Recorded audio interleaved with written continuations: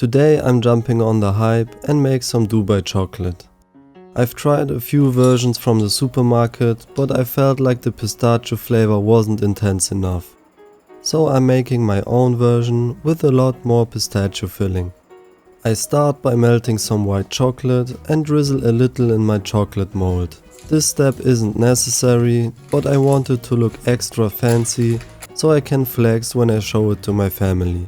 Next, I melt some milk chocolate and spread a thin layer into the mold, making sure to coat the edges properly so the filling is fully enclosed later.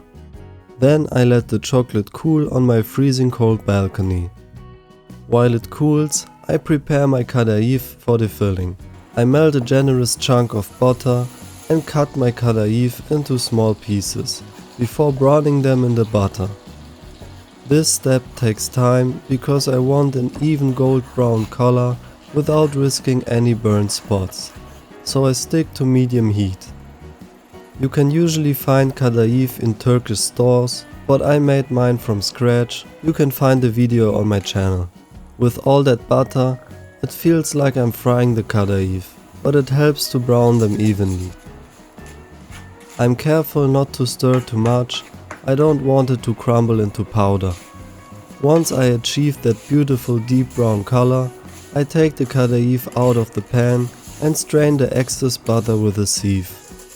Now it's time to work on the filling.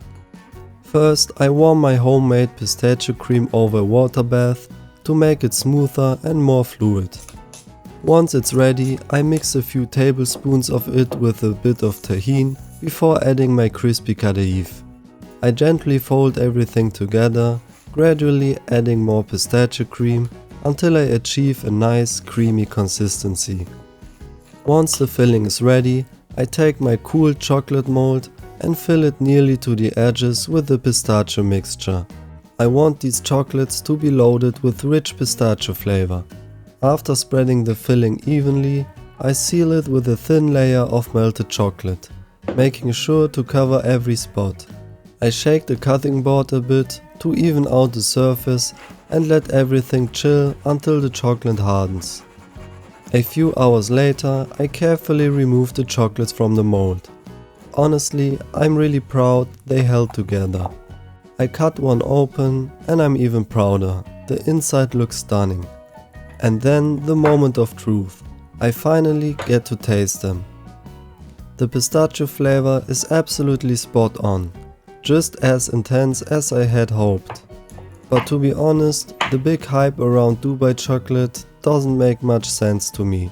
Sure, it looks impressive and tastes amazing, but it's not that much better than other sweets. That's it for now, thanks for watching.